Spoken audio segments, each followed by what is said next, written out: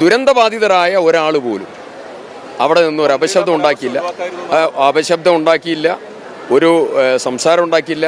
ഞാൻ സംസാരിക്കുമ്പോൾ അവർ എഴുന്നേറ്റ് നിന്ന് ചില ആളുകൾ കൈയടിക്കുന്നവരെ ഉണ്ടായിരുന്നു. അപ്പോൾ അല്ല, മുഖ്യമന്ത്രി എന്നുള്ളത് ഞാൻ പറഞ്ഞില്ല. മുഖ്യമന്ത്രി ഏറ്റവും തലമുതിർന്ന ആളാണ്. മുഖ്യമന്ത്രി എന്നുള്ളത് ഞാൻ പറഞ്ഞില്ല. പക്ഷേ മറ്റുള്ളതായിരിക്കുന്ന ആളുകൾക്ക് അവിടെ നിന്ന് ഇടപെടാമായിരുന്നു. നമ്മൾ ദുരന്തബാധിതരായ ആളുകൾക്ക് നൽകുന്ന ഏറ്റവും ആശ്വാസകരവും സന്തോഷകരവുമായിട്ടുള്ളൊരു മുഹൂർത്തമാണ് ഇത്. ഏറ്റവും നന്നായി നടക്കുക എന്നുള്ളത് നമ്മുടെയൊക്കെ ഏറ്റവും പ്രധാന താല്പര്യമാണ്.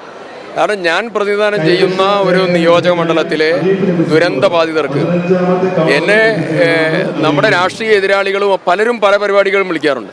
പക്ഷെ ഒരൊറ്റ പരിപാടി പോലും ഞാനിതുവരെ മിസ് ചെയ്തില്ല. പരമാവധി ഞാൻ 99% പങ്കെടുത്തിട്ടുണ്ട്. അത് ചിലപ്പോൾ രാഷ്ട്രീയ എതിരാളികളായിരിക്കും, നമുക്ക് വിയോജിപ്പുള്ളവരായിരിക്കും.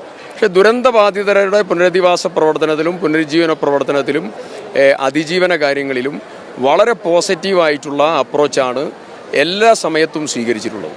അപ്പോൾ ഇന്ന് 178 വീടുകൾ കൊടുക്കുന്ന ഈ സാഹചര്യം അതിനെ ഒരു രാഷ്ട്രീയ അതിപ്രസരത്തിൻ്റെ മേഖലകളിലേക്കും മറ്റും കൊണ്ടുപോയി ഒരു ടാർഗറ്റഡ് ഓറിയൻറ്റഡ് ആയിട്ടുള്ള ഒരു സമീപനം ഉണ്ടായി.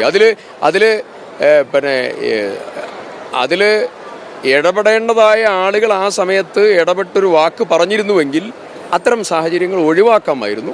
പക്ഷെ അതുണ്ടായില്ല. പക്ഷെ അതിലൊന്നും വിഷമമില്ല.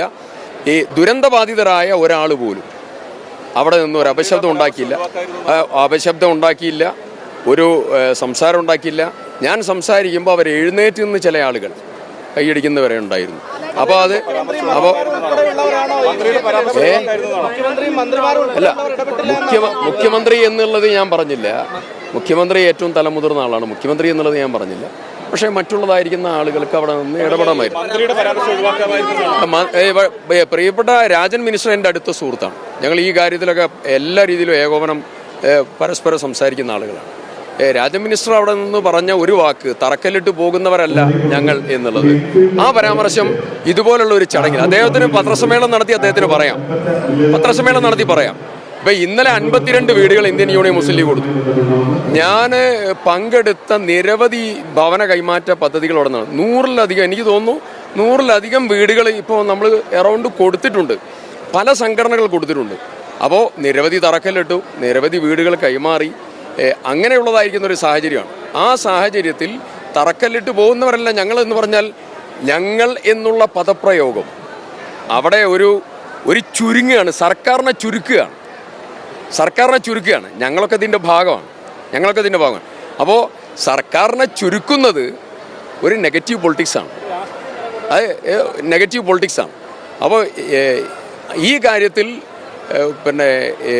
ഉണ്ടായിട്ടുള്ളതായ സാഹചര്യങ്ങൾ, ഇവിടെ ഉണ്ടായിട്ടുള്ള സാഹചര്യങ്ങൾ ഒരിക്കലും ഉണ്ടാവാൻ പാടില്ലാത്തതായിരുന്നു.